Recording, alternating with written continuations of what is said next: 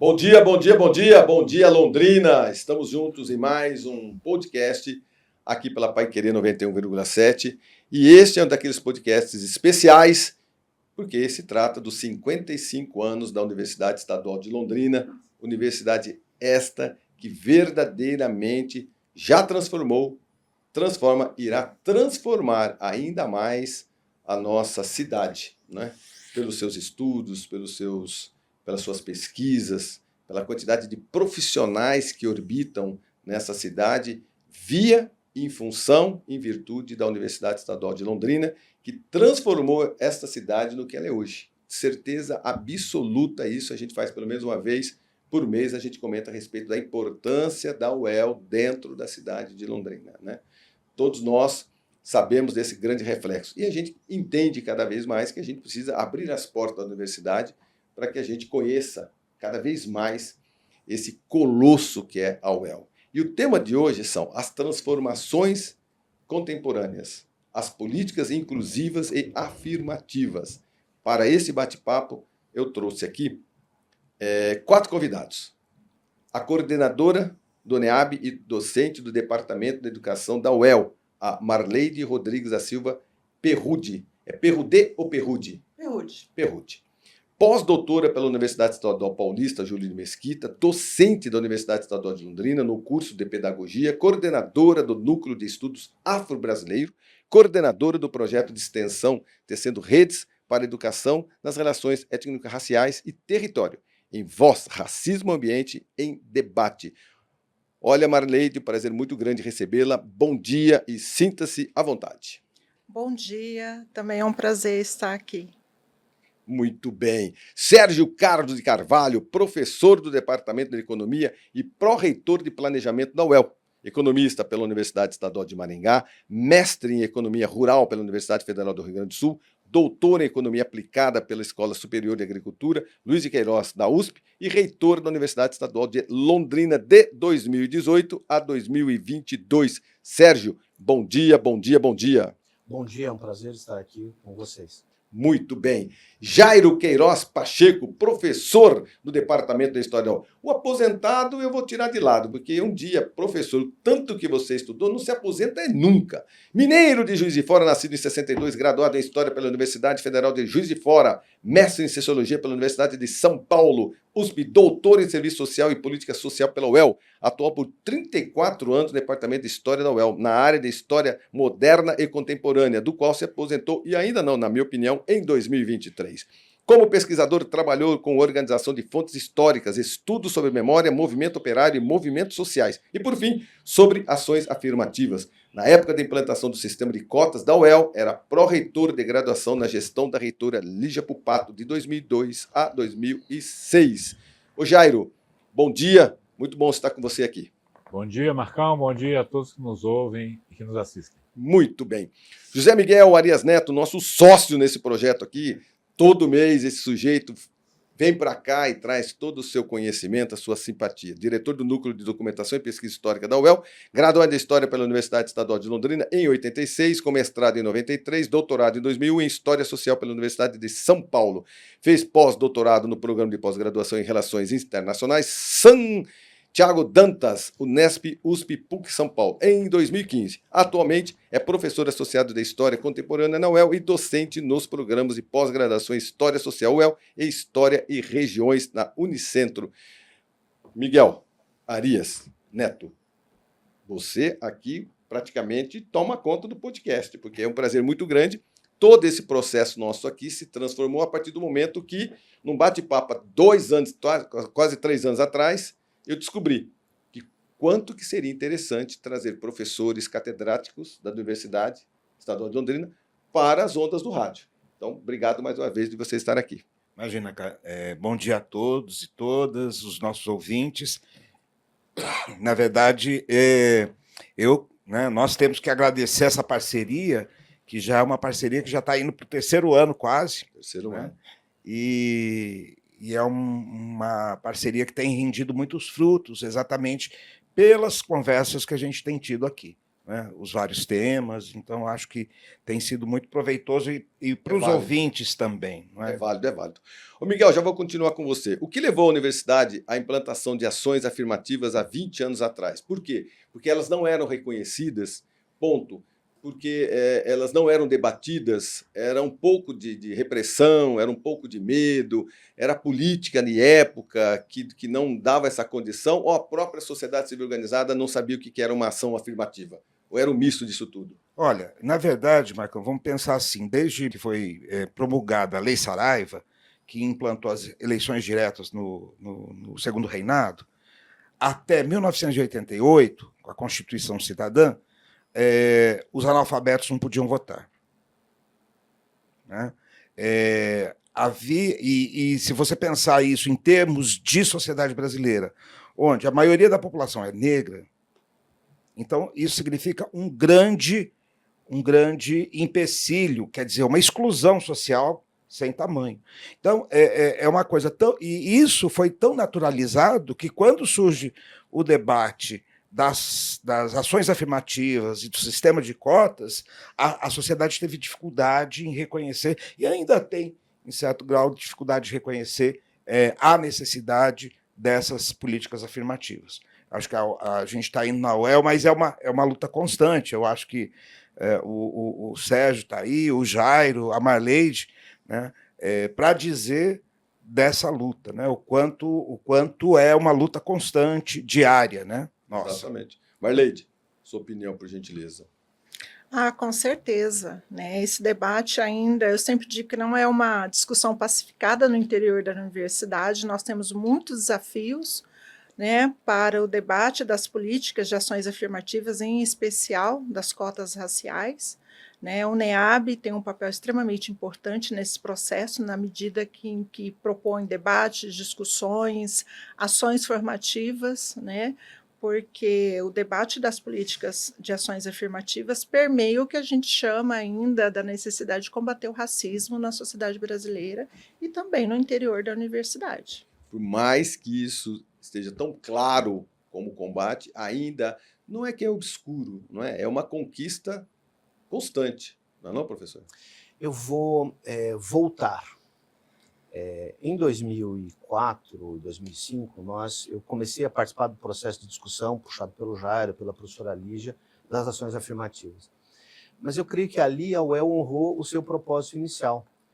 Porque havia uma sensação na década de 70, 60, 70, de que a Londrina produzia, o interior do Paraná produzia riqueza e era excluído do processo de desenvolvimento do Estado.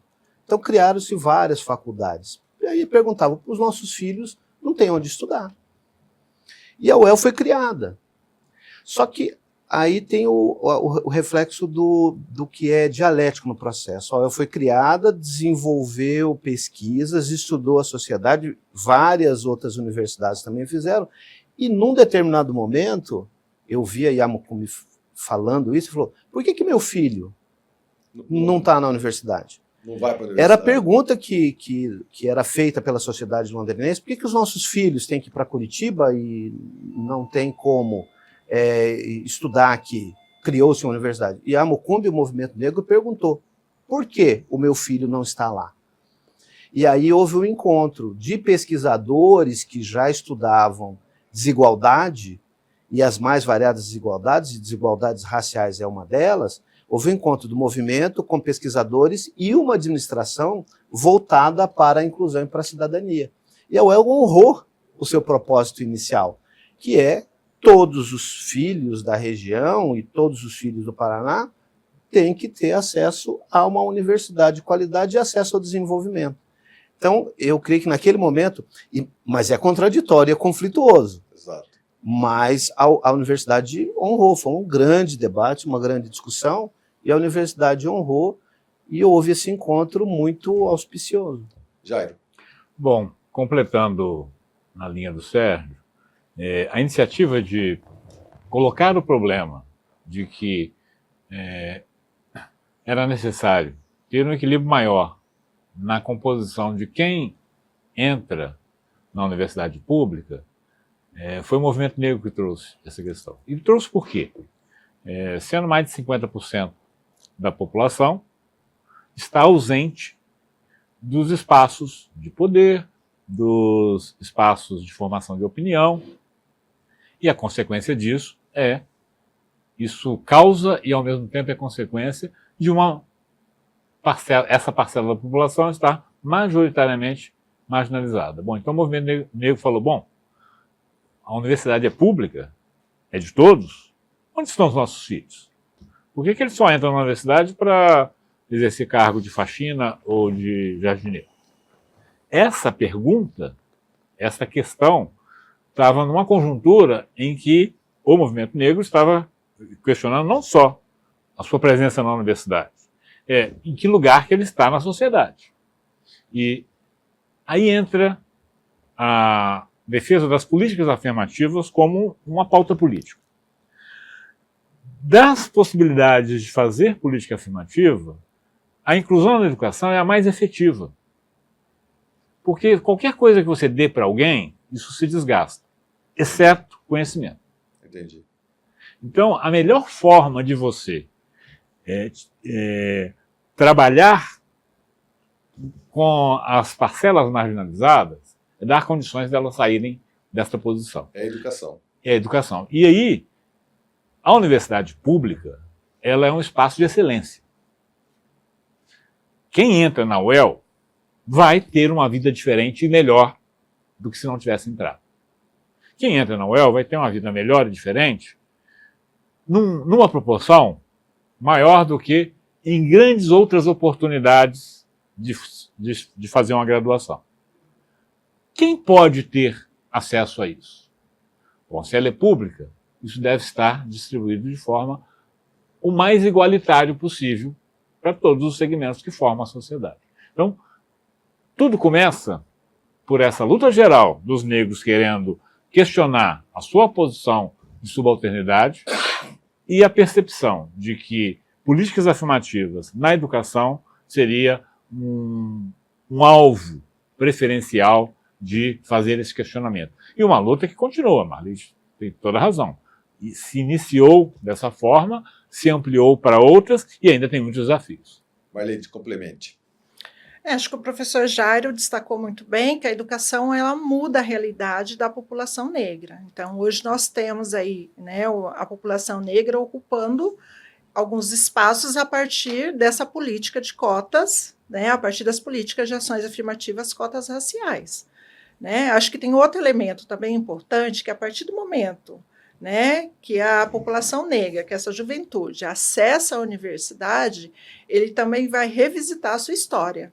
Né, a nossa história, a história da população negra, né, a sua contribuição em diferentes áreas, né, a partir das pesquisas, né, que são desenvolvidas e continuam sendo. Né? Qual é a contribuição? Ele tem a oportunidade de se revisitar pelas pesquisas, na verdade, pelas condições que ele tem ali dentro, pesquisadores, né, desde a parte científica, porque se ele se duvidar como fazendo parte desse país, ele tem uma noção de alguém que diz para ele, só um minutinho que eu vou mostrar para você o quanto é que esse país, né, tem as influências mundiais e que vieram para cá e que fez a sua composição. É verdade. É um ambiente onde ele vai olhar para os seus pares e as pessoas vão pesquisar para ele ter essa afirmação, porque às vezes nem ele mesmo tem essa própria afirmação, né? Sim, isso é resultado dos processos aí de exclusão e também do racismo, né? Então, a universidade, a partir ali do Núcleo de Estudos Afro-Brasileiros, tem uma importância fundamental, né, no processo de fortalecimento da identidade negra, porque são tantos enfrentamentos, né, na vida em ter que lidar, né, com o racismo, com as estratégias que são utilizadas para esse processo de exclusão, pautado na questão do racismo, né, que muitas vezes a gente não tem ideia ou da dimensão e da importância, né, da nossa participação na sociedade. Então, nesse processo, o Núcleo de Estudos tem um papel fundamental no fortalecimento dessa identidade, na ampliação desse olhar e das possibilidades que essa juventude negra, que essa população negra pode ocupar na sociedade. E nós estamos aí nessa luta. Né, de ocupar determinados espaços que nós não estamos presentes ainda. Eu acho que se a gente for pensar em termos globais, né, em termos estruturais, que é aquilo que eu estava falando no início, essa exclusão estrutural que foi naturalizada de tal forma que as pessoas reagem a qualquer tipo de política afirmativa, por isso é uma luta constante. Mas se a gente vai para o plano, por exemplo, dos estudos sociológicos, dos estudos historiográficos, até bem pouco tempo atrás, a classe operária brasileira não tem cor. Você pega os textos discutindo a formação da classe operária, não tem cor. Né? E hoje, né, e aí o movimento negro pautou também uma coisa muito importante, que foi uma virada historiográfica no campo da pesquisa sobre o século XIX, sobre a escravidão e sobre a transição para a República, não é? Na sociedade brasileira. E isso muda completamente a visão e muda completamente também a abordagem histórica dos tempos presentes. Né? Exatamente. Pode completar. Marleide, Jairo, Miguel, nós entramos, né, os negros, nós entramos. Como ficaremos? Acho que foi a outra pergunta. E na universidade, no passado, quando eu era criança, racismo, o que é isso? Não é? Na universidade, nas escolas, o que é isso? Mas você tinha um ou outro negro, de família negra, frequentando a universidade. Quando você começa a ter 50, 60, 70, começam a aparecer casos que já existiam. E a coragem de denunciá-los. Então, foi só o começo, em 2004, 2005. Mas como ficar na universidade? E como enfrentar algo que é escondido? Porque você tem um racismo estrutural, que não entramos, porque tem uma estrutura pública na qual nós não entramos, e essa estrutura pública garante as posições futuras. Então você tem que romper esse estrutural. Você tem que romper o cultural. E eu dou aula para o primeiro ano do curso de Direito. A maioria são mulheres, e dentre elas, muitas são negras, que eu não sei se identificam como tais, mas são. Não tínhamos isso quando eu era estudante de graduação. Não, jamais você iria. É perceptível. É perceptível. E são turmas excelentes, de altíssima qualidade, todo mundo dedicado ao processo de ensino-aprendizado. Ali pode surgir o racismo. Por quê? Porque elas vão ter coragem e eles vão ter coragem de denunciar. Mas antes você tinha um ou dois. Entendi. Agora não. O volume vai propiciar isso. Exatamente. Né? Então você vai romper não só o estrutural, mas o cultural. O Marleide, o que o núcleo de estudos afro-brasileiros, né? O que é? E qual o papel desse núcleo de estudo afro-brasileiro no processo de acompanhamento do sistema de cotas? Olha, o Núcleo de Estudos Afro-Brasileiro é um espaço de estudos e pesquisa sobre a história e cultura afro-brasileira. Né? Então, ali é um espaço onde a gente vai fomentar pesquisas, projetos de extensão, ações formativas, enfim, né? Debatendo aí as questões étnico-raciais. Né? E ele é um importante espaço, um espaço estratégico de acompanhamento das políticas de ações afirmativas. Né? Nós participamos dos processos de avaliação dessas políticas, né? A cada 2 anos, a universidade aí elabora um relatório dessas políticas de ações afirmativas, acesso, permanência, quantos alunos entraram, enfim. Né? Então, o NEAB, né, a partir das suas representações, ele acompanha, é um núcleo de estudos afro-brasileiro, é um núcleo de estudos, né, enquanto núcleo, ele também tem um papel de acompanhar essas políticas no espaço da universidade. É um lugar de escutamento da população também. Ou apenas direcionado aos estudantes? Não. O NEAB ele tem um importante papel de dialogar com o movimento negro e com a sociedade como um todo.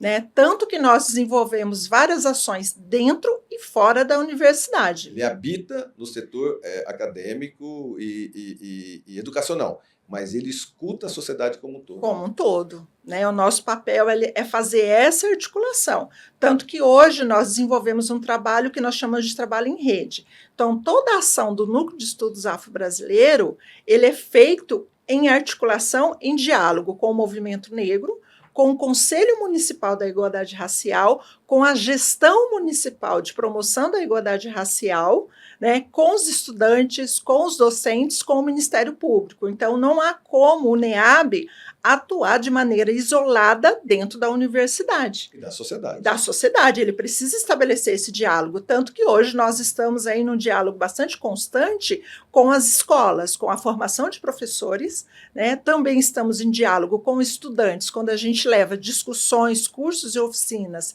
para o espaço da sala de aula, né? E nós também recebemos esses estudantes no núcleo, né, participando das nossas atividades, daquilo que a gente propõe, pautando as questões da negritude. Minha opinião pessoal, aquele que é mais adulto no racismo se castiga. Naquele que está vivenciando hoje, a gente informa. Mas eu penso que os professores podem fazer uma nova classe de pessoas pensantes, com uma nova política, a partir do momento que os professores forem influenciados também para esse processo.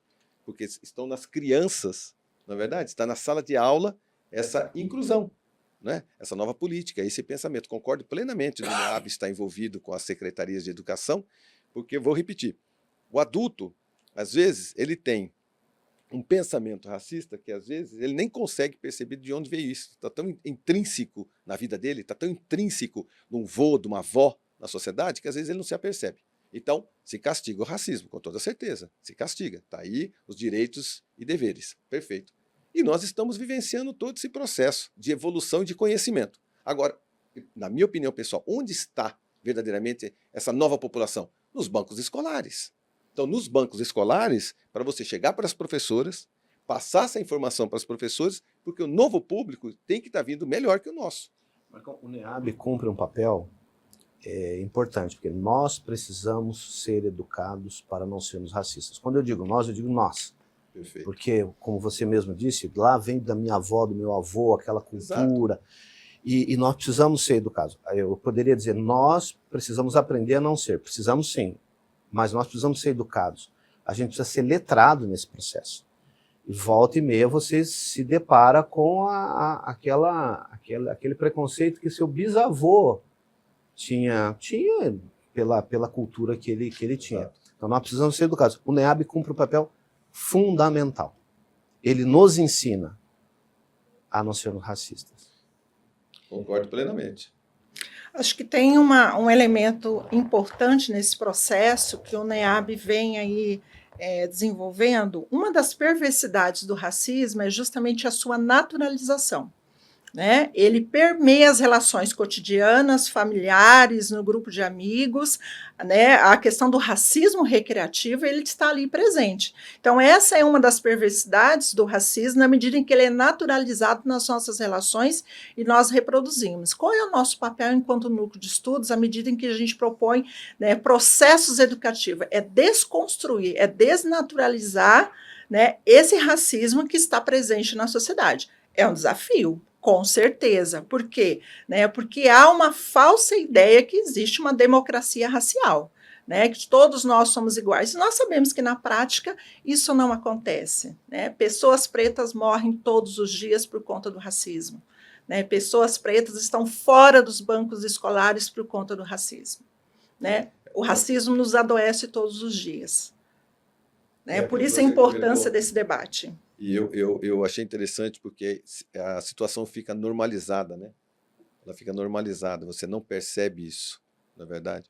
Ô Jairo, quais foram os principais argumentos contrários ao sistema de cotas na UEL?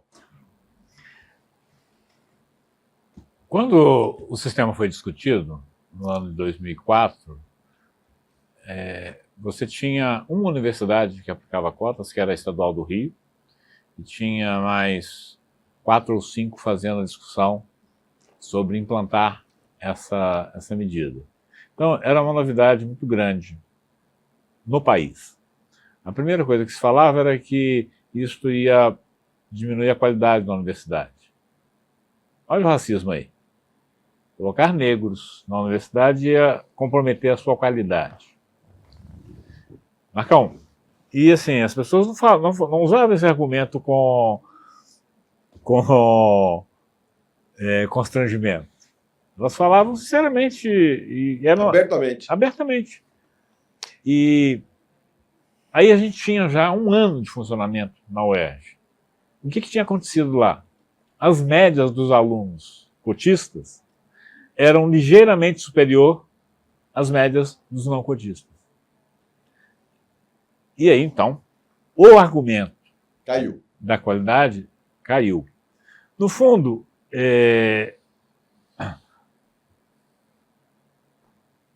quando você vai instituir um novo direito, não é difícil dizer que é justo os negros entrarem na universidade.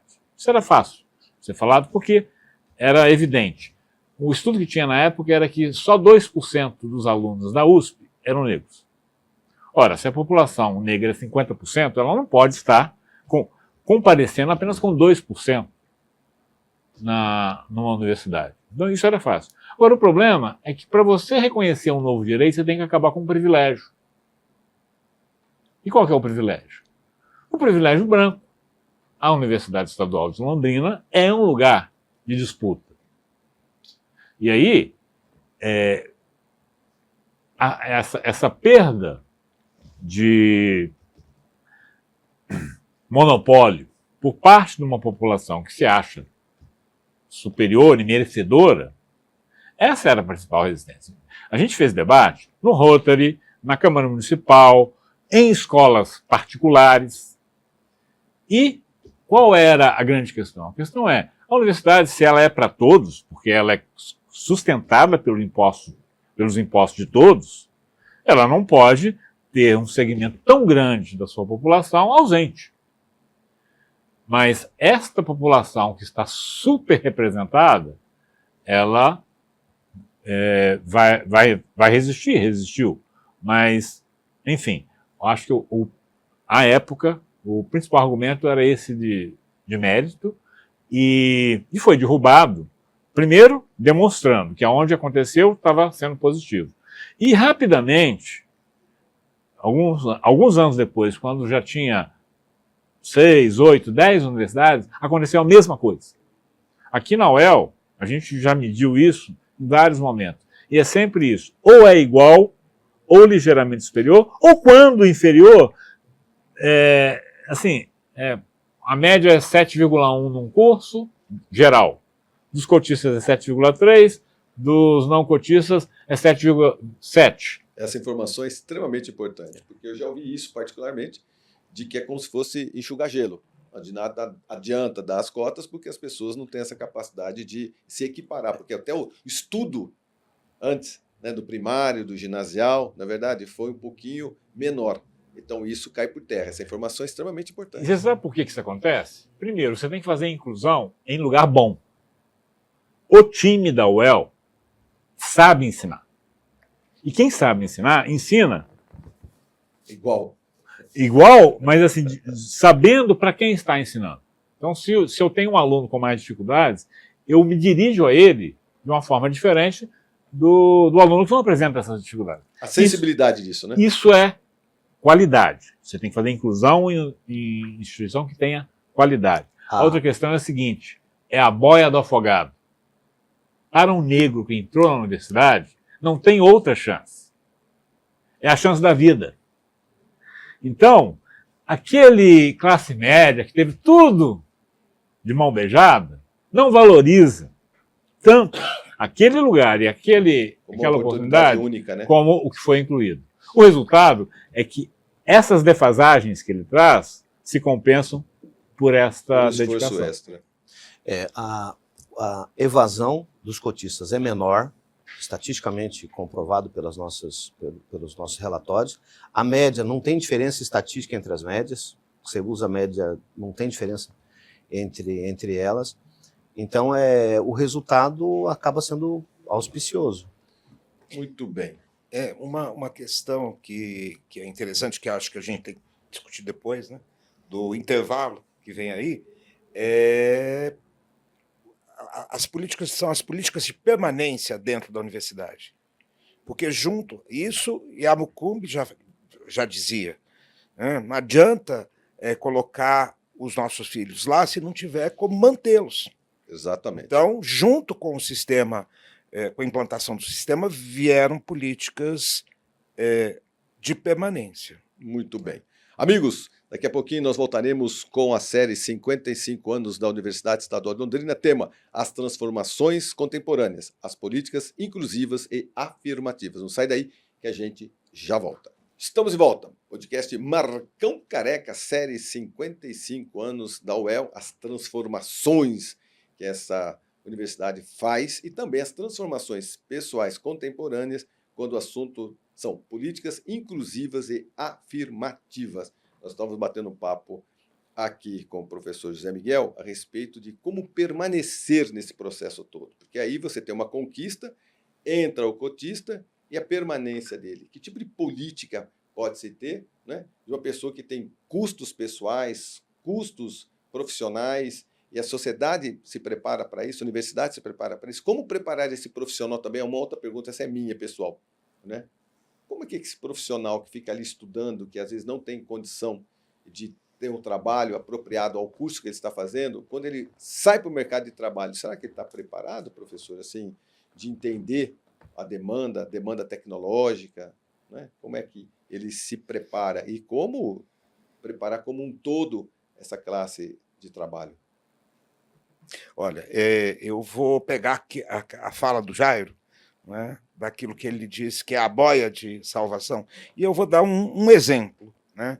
Eu tenho, logo que as cotas se implantaram, os alunos entraram, e a universidade também, junto com a Fundação Araucária, né,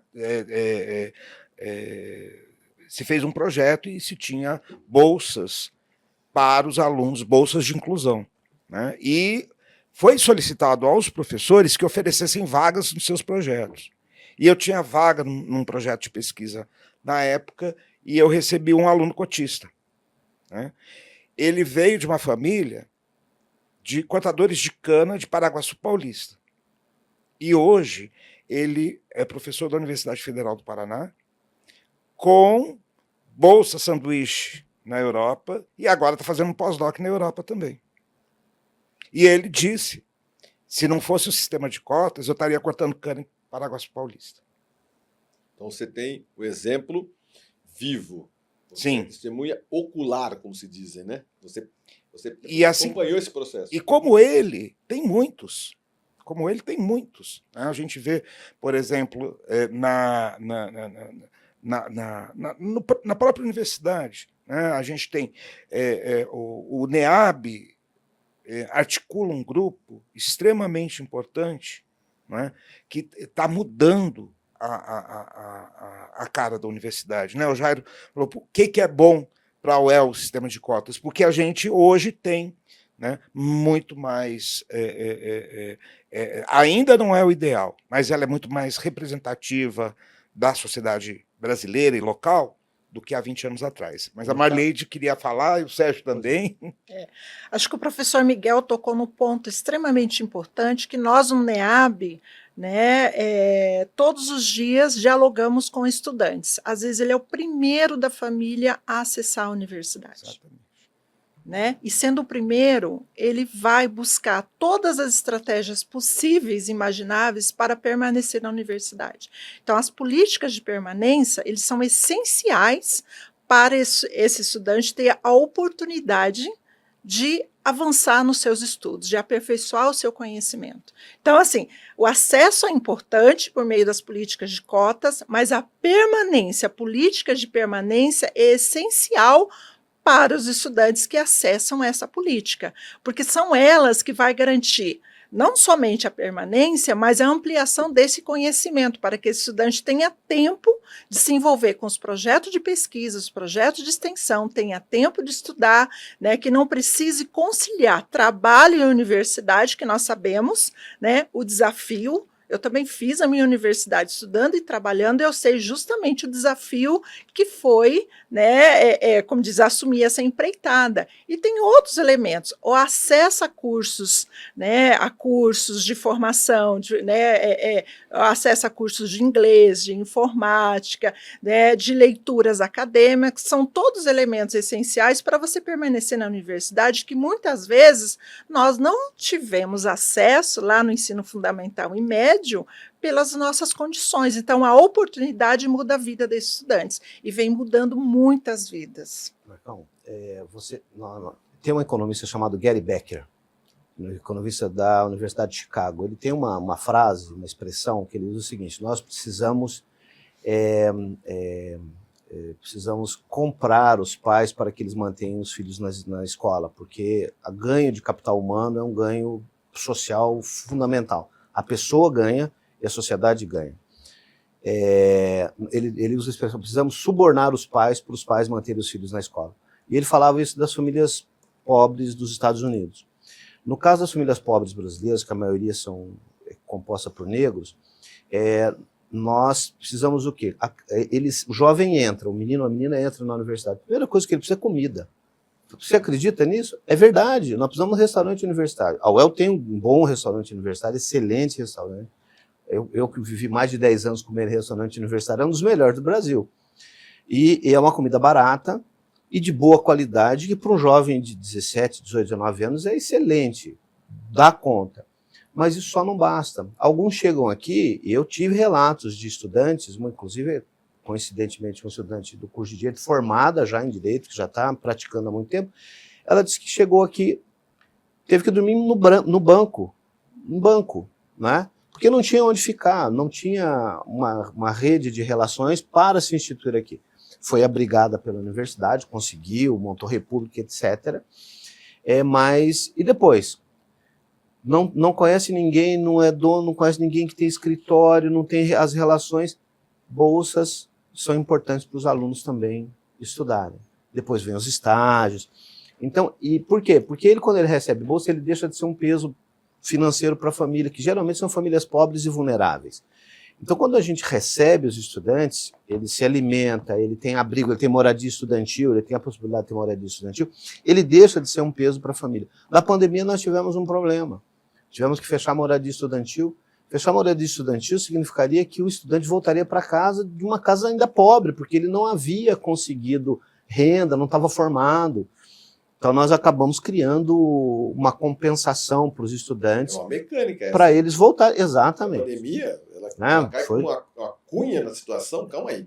Nós estamos cheios de estudantes aqui sobrevivendo na universidade. Como devolvê-los à sociedade? Exato. Comida. Né? Como é que eles vão almoçar, vão jantar, como é que eles vão sobreviver? E a população negra é a mais afetada. Então, para os estudantes ficarem, e as universidades têm tradição de fazer isso, e a UEL ela tem uma grande rede. Nós temos o SEBEC, nosso serviço que cuida das condições da nossa comunidade, que atua fortemente para que isso vire. Né? Eu tenho o contato também com imigrantes, né? O NEAB tem uma visão com os imigrantes também? Ou não? Já é um outro departamento da universidade? Imigrantes de outros países que vêm para cá? Quem vem acompanhando aí a questão dos imigrantes é a assessoria de relações internacionais, né, que faz todo acompanhamento ali, né, o espaço é aberto para a participação, mas hoje nós temos, né, a participação de estudantes afro-brasileiros, na sua maioria, né, porque tem toda uma série de elementos, né, culturais, né, a gente vem aí buscando desenvolver um trabalho de aproximação, de diálogo, mas é um dos desafios que nós temos ali no Núcleo de Estudos Afro-Brasileiro, porque tem questões culturais envolvidas nesse processo. Concordo. E não é muito simples. Não, professor, Marcão. antes do senhor, professor, eu tenho essa realidade, porque eu conheci o angolano, um advogado criminalista, Odavias Bibiano, pelo Odavias Bibiano, nos últimos 3 anos, quase 4 anos, eu descobri o que é a vida do imigrante na cidade de Londrina. Fiz amizade com ele, né? Convivo com ele constantemente e eu tenho me esforçado para inseri-lo na sociedade em vários segmentos, né? Na associação comercial, na cultura, na OAB, e ele tem se colocado de uma forma tão inteligente, tão prestativa, que ele vai conquistando todos esses setores, mesmo não sendo brasileiro, sendo um imigrante angolano, sendo um ótimo advogado criminalista. E ele me apresentou os outros imigrantes e a realidade dos imigrantes africanos, professor, em Londrina. Nós temos em Londrina mais de 5.000 imigrantes africanos de 11 nacionalidades. 11 nacionalidades. Eu já participei de eventos em que nós estivemos jogando bola 4, 5 países diferentes. Nós tivemos a oportunidade de levar 9 etnias diferentes no primeiro espetáculo que eles tiveram no Ouro Verde. Eu fiz questão de levá-los junto com o Odavias Bibiano para eles entenderem um pouco mais da nossa música no espetáculo no Ouro Verde, um espetáculo de música.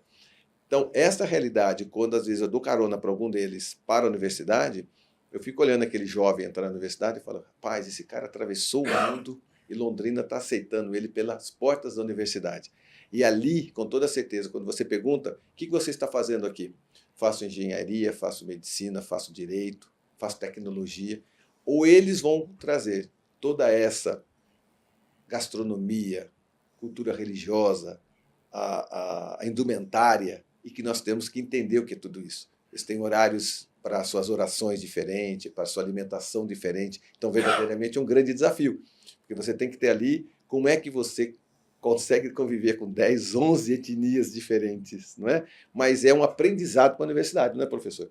Porque vem o mundo inteiro descarregar as suas potencialidades dentro da universidade. Ponto para a universidade que tem que absorver tudo isso e saber como trabalhar. Fica rica a universidade, não fica? Sem dúvida. A diversidade é sempre um enriquecimento no funcionamento das instituições e da vida social.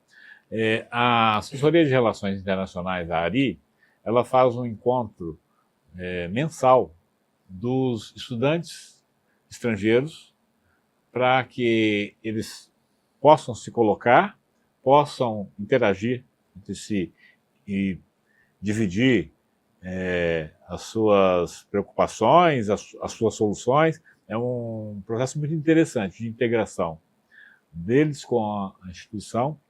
Mas eu queria chamar a atenção para uma coisa. A gente está falando muito aqui que as cotas são uma política voltada para enfrentar a questão da marginalização da população negra. Mas as cotas, elas possibilitaram que a UEL se tornasse uma universidade muito melhor. Quando você tem essa diversidade presente, isso impacta, primeiro, no que se ensina e como se ensina. Só para dar um exemplo. Suponhamos um curso de medicina que a gente esteja falando sobre saúde pública. O que é você ter uma aula sobre isso com alunos que nunca entraram numa UBS? Que nunca passaram uma madrugada esperando para ser atendido? Quão mais rico é uma aula sobre esse conteúdo se, sei lá, se pelo menos meia dúzia de pessoas souberem o que é a realidade do cidadão que ganha abaixo de R$3.000 para prover a sua saúde e a saúde da sua família. Nós vamos estar formando uma turma de medicina com muito maior qualidade, porque nós vamos ter, entre os estudantes, uma experiência anterior que torna esse aprendizado mais próximo da realidade. Então, num primeiro momento, isso é muito positivo, e tem sido muito positivo, porque essa diversidade traz um ensino mais pé no chão, mais realista. Mas, numa outra camada, quando a universidade tem diversidade, ela programa cursos de formação e pesquisas buscando resolver os desafios que a sociedade passa. Se você tem uma universidade elitizada, ela só vai pesquisar os problemas e as questões da elite. Só para dar um exemplo, a cura da malária e da febre amarela, em termos científicos, estava resolvida há muitas décadas. Ela só se tornou realidade num tempo muito maior para ser implantado. Por quê? Porque só atingia as populações pobres. Entendi. Então, quando a universidade é diversa, ela também produz um conhecimento melhor. ela produz um conhecimento que enxerga, se ocupa dos problemas da sociedade em É geral. muito mais a realidade, né? Muito mais realista. É muito mais realista, né? efetivo. Muito mais verdadeiro. Eu tenho certeza, e concordo com o senhor, eu tenho certeza absoluta que desses alunos todos, muitos deles falam assim, olha, lá em casa eu tomava um chazinho da minha avó, eu mastigava tal raiz. O que tem nesse chá? Por que Isso. não? Por que não? Né? Por que a gente vai Pensar que pesquisar? isso seja Não é um verdade, remédio, né? Eu penso que esta soma de experiências, não é verdade, com o pé no chão, que a gente fala, não é verdade, torna a universidade, com toda certeza, muito mais rica, não é? Muito mais dinâmica, né? Muito bem, amigos, nós estamos saindo para mais um breve intervalo comercial do nosso bate-papo aqui com os nossos professores Marleide, Sérgio Carlos, Jairo Queiroz e José Miguel Arias Neto. E não adianta você dizer que você está aposentado, já que você não está. Com a quantidade de cabedal de conhecimento que você tem, com toda certeza vai continuar nativa por muitos e muitos anos. Amigos, não saia daí, a gente já volta com as transformações contemporâneas, que são as políticas inclusivas e afirmativas, na série 55 anos da Universidade Estadual de Londrina. Não sai daí, a gente já volta. Muito bem, considerações finais desse tema que é infindável, aqui daria assim, horas e horas desse bate-papo a respeito das políticas inclusivas e afirmativas da Universidade Estadual de Londrina, que aos 55 anos está extremamente moderna e atualizada. Marleide Rodrigues da Silva Perrude, por gentileza, suas considerações finais, o momento atual e as nossas próximas reivindicações, o que a gente tem que fazer e qual que é o objetivo disso tudo para que a gente tenha modernidade nesse pensamento e nessa política. No campo das políticas de ações afirmativas, eu posso destacar a questão do aperfeiçoamento da política. As políticas de cotas raciais, a ampliação dessas políticas e o aperfeiçoamento daquilo que nós já temos dentro da universidade. Recursos, com certeza, sempre é importante, a ampliação de bolsas. E um outro elemento que eu sempre destaco ali no espaço do NEAB são as condições estruturais, né, pedagógicas e também políticas para ampliar o nosso trabalho. Nós temos condições de atender muito mais estudantes dentro da universidade.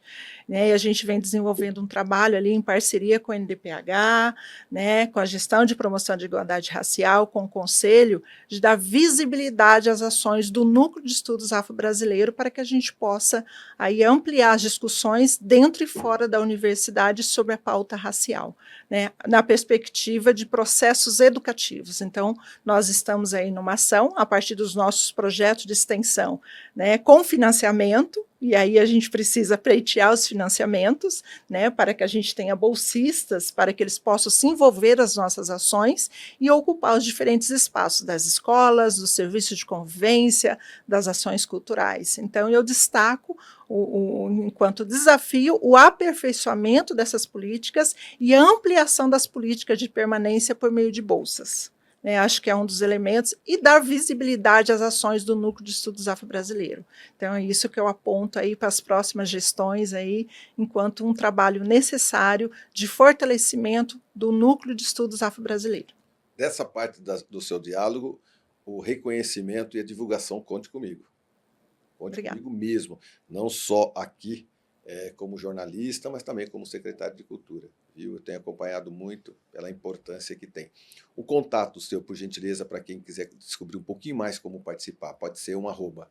Pode acompanhar o NEAB pelas redes sociais, NEAB@UEL. A gente tem um Instagram ali bastante movimentado, nos acompanha. NEAB. NEAB. Isso, NEAB. E pode encaminhar e-mail para a gente também, neab@uel.br, e acessar as nossas páginas, né? A página do NEAB, que tem todas as informações, telefone de contato. Eu estou sempre ali no núcleo, né? Tem uma equipe também de estagiários que estão sempre ali, né, para receber, para acolher. Vá fazer uma visita para a gente, eu sempre falo, vá tomar um café, né, estabelecer um diálogo e conhecer um pouco mais dos nossos projetos, né, e dos diferentes professores que estão ali desenvolvendo as suas pesquisas e seus estudos. A luta continua. Sempre. Sempre. Sérgio Carlos de Carvalho, meu muito obrigado, viu? Obrigado mesmo. O processo de inclusão da população negra na universidade ele não parou em 2004, os desafios foram surgindo. Nós tivemos um avanço, que a pergunta é, bom, entrou, fez a graduação, e depois? Né? Nós tivemos a discussão, nós montamos um grupo de trabalho na universidade que discutiu, de especialistas no tema, envolvendo estudantes, envolvendo sindicatos, envolvendo quem participa da vida universitária, e instituímos 2 grupos de trabalho, um para cotas no pós-graduação estrito sensu, mestrados e doutorados, que foi aprovado pelo CEP. Então, hoje os mestrados e doutorados nossos têm 30% de cotistas negros, temos 5% de PCDs e 5% de cotistas indígenas, sendo que as bolsas de PCDs e bolsas de indígenas são bolsas suplementares. Tivemos um grupo de trabalho para discutir a entrada de professores de cotas raciais para os docentes, e fizemos um concurso público agora, na qual nós implementamos, quem fez parte desse grupo, o professor Jairo fez, acho que a Marlene fez parte desse grupo, e foi aprovado pelo CEP o sistema de cotas para a inclusão de docentes na entrada da carreira nossa. É um exemplo para o Brasil, o trabalho deles ficou excelente, é um exemplo para o Brasil. A universidade aplicou de maneira muito competente essas cotas. Foram implantadas cotas para as residências médicas e multiprofissionais, essa a partir de uma motivação do próprio MEC, mas isso não para por aí. Nós precisamos manter a população aqui e nós precisamos fazer um processo de educação antirracista na universidade muito forte. Porque, novamente, nós precisamos nos educar, educar a comunidade, nós precisamos ser educados e precisamos falar e externalizar todo o ranço racista que existe, para que as pessoas se sintam confortáveis em estar na universidade. Porque não adianta você estar na universidade como se você fosse um convidado. Olha, você é negro, você foi convidado para estar na universidade. Mas você é negro, você é um cidadão brasileiro, você é um negro, uma negra, um preto, uma preta, você é um cidadão brasileiro na sua integralidade. O teu povo ajudou a construir esse país, o teu povo ajudou a construir a riqueza europeia, porque a escravidão aqui enriqueceu a Europa, e agora, com a libertação, vocês foram jogados a nada. Não, agora não. Agora vocês receberam a cidadania brasileira e são cidadãos e cidadãs na íntegra. Portanto, vocês não são convidados. Vocês estão na universidade porque ela é de vocês. Então, acho que isso é um avanço que precisa ser feito, mas é um rompimento com a cultura racista que nós temos, e machista. Todo esse ranço atrasado e de um país não desenvolvido, nós temos que caminhar para um país desenvolvido. É cidadão, é cidadã, então você não é convidado. Você faz parte, você tem o direito de estar. Maravilha. Seu contato, Jairo, as pessoas baterem um papo com você. Acho que pode mandar um e-mail para mim, que é a forma mais fácil. ssergio@uel.br. ssergio@uel.br. Porque aí você tem contato com o professor, com o pró-reitor, com o membro, enfim, é o meu trabalho. Que maravilha, maravilha. Jairo, muito obrigado, viu? Obrigado mais uma vez, obrigado pelo carinho, obrigado pela presença. Bom, eu que agradeço e parabenizo a iniciativa já tão longeva de quase 3 anos, divulgando esse poço de coisas interessantes que acontecem na universidade. Eu acho que esse papel é fundamental. A sociedade precisa saber o que acontece lá para, inclusive, valorizar, apoiar, etc. Então, o que você faz, eu acho que é muito, muito relevante. Eu gostaria de terminar contando um caso que, na época que a gente estava discutindo cotas, eu fui fazer um debate no Rotary aqui da cidade. E eram 40 minutos para atividade de discussão e depois tinha um almoço. Quando faltava 3 minutos, o presidente do Rotary falou assim: professor Jairo, nesses últimos 3 minutos, me convença por que eu vou apoiar uma medida que não é contra os meus filhos, porque os meus filhos, todos eles estudaram na UEL, mas é contra os meus netos e os amigos dos meus netos. eu falei, bom, em 3 minutos eu vou te dizer o seguinte, por que entre os amigos dos seus netos não há negros? Você está dizendo que isso vai prejudicar os amigos dos seus netos? Deve ter alguma coisa errada aí, né? A outra coisa é a seguinte, eu olhando para trás, eu vi que funcionava numa casa que tinha aquele murinho dos anos 50 que você pulava sem precisar de abrir o portão, tinha sido feita uma camada, uma segunda camada e uma cerca elétrica. Pois, está vendo aquele muro ali? A cada década vocês tiveram que elevar a altura do muro. As cotas podem ser um caminho para que o seu neto e os amigos do seu neto não precisem de morar em casas que cada vez mais precisam se proteger da pobreza e da marginalização que está colocada do outro lado. Então, as cotas são um caminho para a gente ter uma sociedade com menos desigualdade, que é boa para todo mundo, porque ela vai ser mais justa, mais agradável e distribuindo as oportunidades de forma menos desigual. Eu acho que essa, assim, é a grande questão.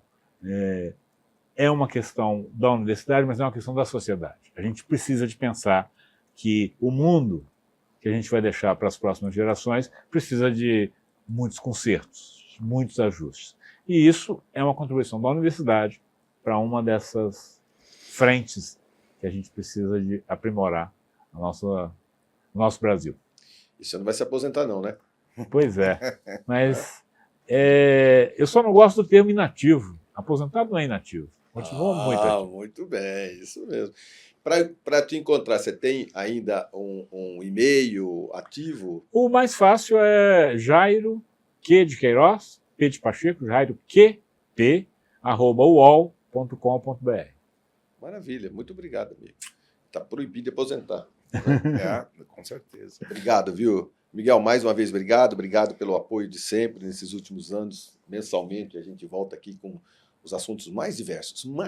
Nós chegamos a reunir aqui até ex-reitores, quase a maioria dos ex-reitores passaram todos eles por aqui. O início da universidade, nós discutimos aqui já o início da universidade, com os primeiros reitores, né? Todos eles assim, beirando seus 80 e poucos anos.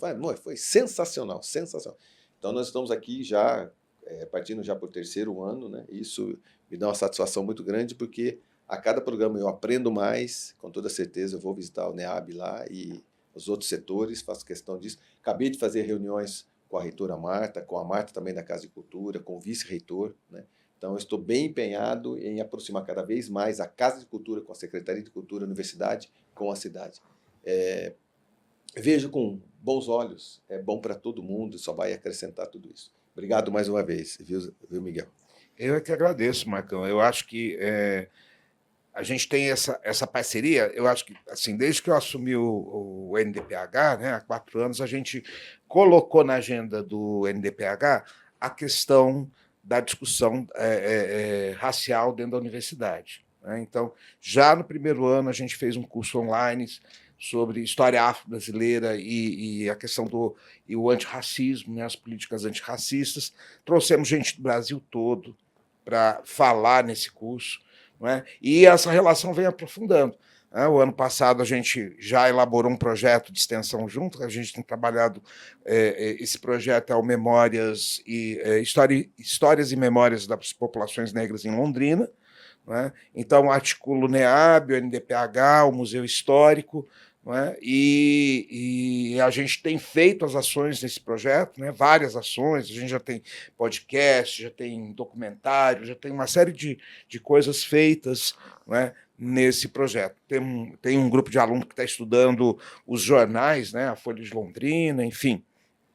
E eu penso que isso por quê? Porque, como a gente colocou no início, né, essa é uma luta que é diária, que é cotidiana, e que a gente aprende. A gente tem que aprender nessa luta cotidiana e tem que fazer isso de uma forma importante, no sentido de mostrar para as pessoas, né, que a gente está falando de mais de 50% da população brasileira, né? E pensar Londrina, que tem 1/4 da população da cidade, é uma população negra, a gente não tem 1/4 de alunos negros na Universidade Estadual de Londrina ainda, mas a gente tem que chegar lá, né? E isso é só o começo.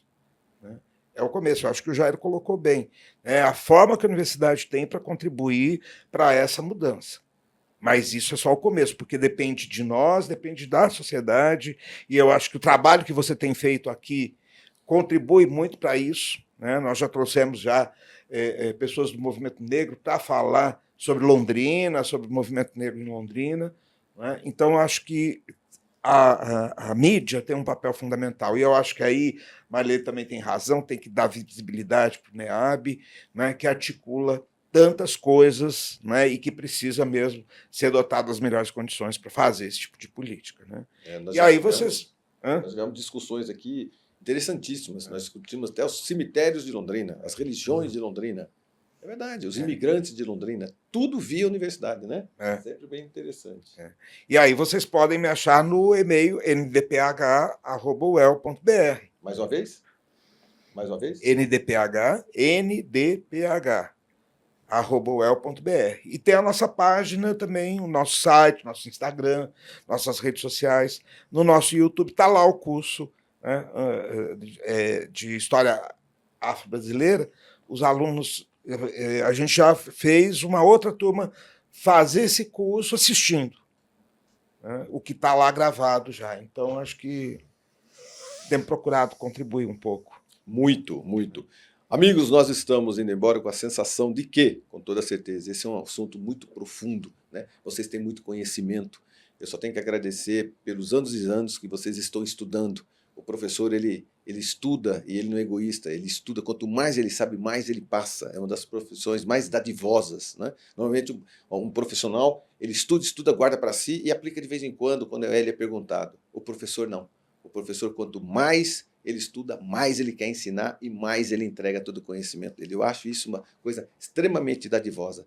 A minha homenagem sempre a todos os professores, eu gosto muito disso. E com toda certeza, esse é apenas mais um programa, mais um momento em que a gente entrega para a sociedade um assunto tão sério. Obrigado pela presença de todos vocês e até a semana que vem. Se Deus quiser, eu tenho certeza que ele há de querer. É isso.